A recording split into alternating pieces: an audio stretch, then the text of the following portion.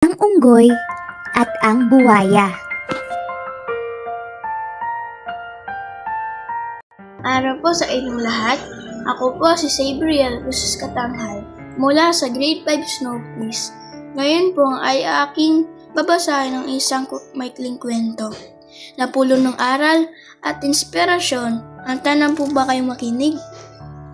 Kung gaanoon, simulan na po natin ang aking pagbabasa. Ang unggoy at ang buwaya.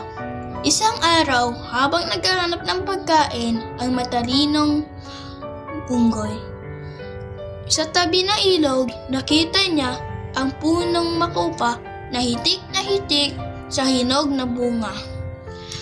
Ang puno ay nasa kabilang pampang lang ng ilog kung saan nakatira ang batang buwaya. Matapos niyang makain ang lahat ng prutas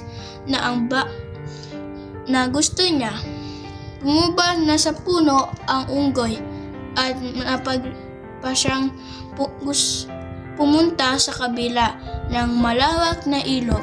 Ngunit hindi niya alam kung paano. Sa wakas, niya ang buwaya na nagigising lamang mula sa kanyang siesta. Magiliw na nagwika ang unggoy, "Mahal kong buwaya, pwede bang humingi ng pabor?"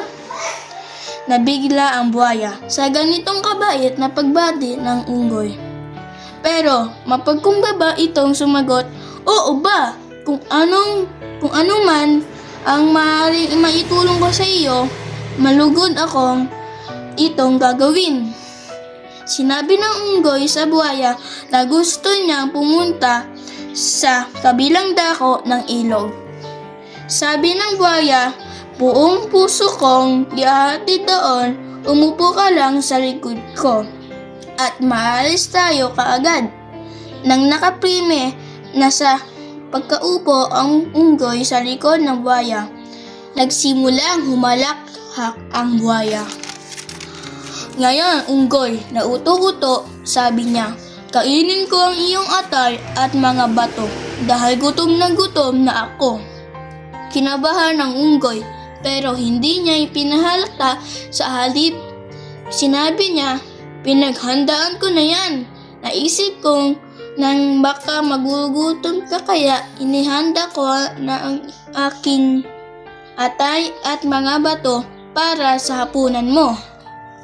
Sa kasamang palad, naiwan kong nakasabit ang mga ito sa punong makopa dahil sa pagmamadali natin. Masaya akong nabanggit mo yan. Bumalik tayo at kukunin ko ang pagkain para sa iyo. Sa pagkakala ng utong-utong buwaya na nagsabi ng totoo ang unggoy, bumalik dito sa katabing ilog na pinanggalingan nila. Nung malapit na sila, mabilis nang lumundag ang unggoy sa tuyong lupa at kumaripas ng takbo paakyat sa puno. Nang makita ng buwaya kung paano siya manalinlang, sabi niya, "Isa akong uto-uto." Nagkita ulit siya buwaya at unggoy. Ang sabi ni buwaya, "Gusto kong magkaibigan tayo muli tulad ng dati." "Hindi na tayo magiging kaibigan pa muli," sabi niya. "Pero bakit?" "Dahil nawala na tayo ng tiwala sa isa't isa at mahalaga ang pagtitiwala sa pagkakaibigang buwaya." At dito nagtatapos ang kwento ni unggoy at ang buwaya. Aral sa kwento: maging mapanuri. Maraming tao ang akala mo ay mabuti ang intensyon sa pagtulong, subalit may liham na masamang nais. Sa panig ng buwaya, huwag mangloko ng iba upang hindi rin maloko sa bandang huli.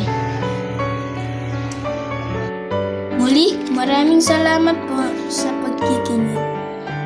Bye-bye!